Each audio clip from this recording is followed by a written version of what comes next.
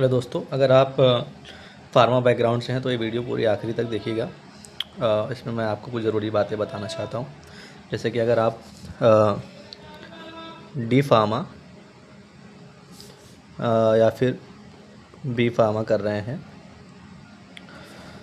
दो चीज़ आपको बहुत पहले जान लेनी चाहिए कि डी फार्मा करने के बाद आपका जो कैरियर है आप किस में परस्यू कर सकते हैं। तो सबसे पहली बात, डी फार्म करने के बाद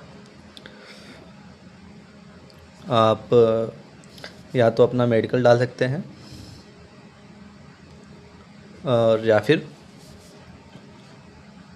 जॉब कर सकते हैं। जॉब लेकिन आपको मेडिकल या फिर किसी केमिस्ट शॉप पे नहीं करनी है, क्योंकि आप जो भी आप जॉब करेंगे उसमें आपको उतना सैलरी नहीं मिलेगी जिससे आप अपना खर्च चला सकते हैं या फिर अपनी फैमिली को आगे देख सकें। इसके लिए आपको एज ए फ्रेशर कोई भी छोटी जेनरिक कंपनी या फिर कोई भी फार्मा इंडस्ट्री में कोई भी कंपनी जेनरिक से या फिर कोई भी ब्रांड कंपनी जो छोटे लेवल से स्टार्ट करनी होगी, उसमें आपको पैकेज की बात करें तो आपको पैकेज 2 से 3 लाख के बीच में मिल जाएगा एज ए फ्रेशर, और आप धीरे धीरे ग्रो कर सकते हैं। सेम बी फार्म में भी यही हाल है।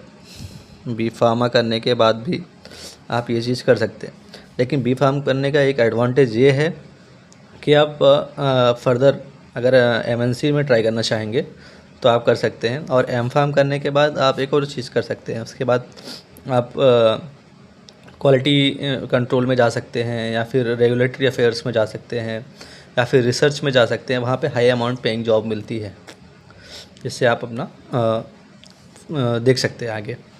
और दूसरी चीज़ मैं आपको बताऊँ इसमें, तो बी फार्म या डी फार्म करने पे इनिशियली आपको यही जॉब मिलने वाली है, या फिर मेडिकल पे जॉब करेंगे तो 10-12 हज़ार रुपये, उससे ज़्यादा नहीं मिलने वाला। और अगर जॉब करते हैं किसी फार्मा कंपनी में तो आपको लगभग 2 से 3 लाख के बीच में इनिशियली पैकेज मिल जाएगा। उसके बाद आपको क्या करना है, अगर आप डी फार्म कर रहे हैं तो आप इसमें ही धीरे धीरे किसी कंपनी में स्विच करते जाए। आपकी पैकेज लगभग 7 से 8 लाख तक 2-3 साल में पहुंच जाएगा अगर आप सही से स्विच करेंगे तो। और अगर बी फार्म में आप अगर स्टडी परस्यू करना चाहते हैं तो एम फार्म करिए या फिर एमबीए करिए। एमबीए करके आप प्रोडक्ट मैनेजर बन सकते हैं किसी भी फार्मा कंपनी में, जहाँ पे पैकेज स्टार्ट हो जाता है 10 से 12 लाख 15 लाख की स्टार्टिंग मिलता है आपको। तो आप या तो बी फार्म के बाद एमबीए कर लीजिए, और अगर आप क्वालिटी एश्योरेंस या फिर रेगुलेटरी अफेयर्स में जाना चाहते हैं तो आप फिर एम फार्म कर लीजिए।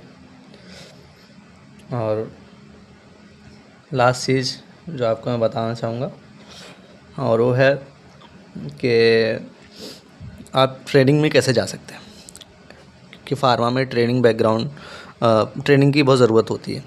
क्यों, जब भी कोई भी नया एमआर हायर होता है तो उसको ट्रेनिंग दी जाती है।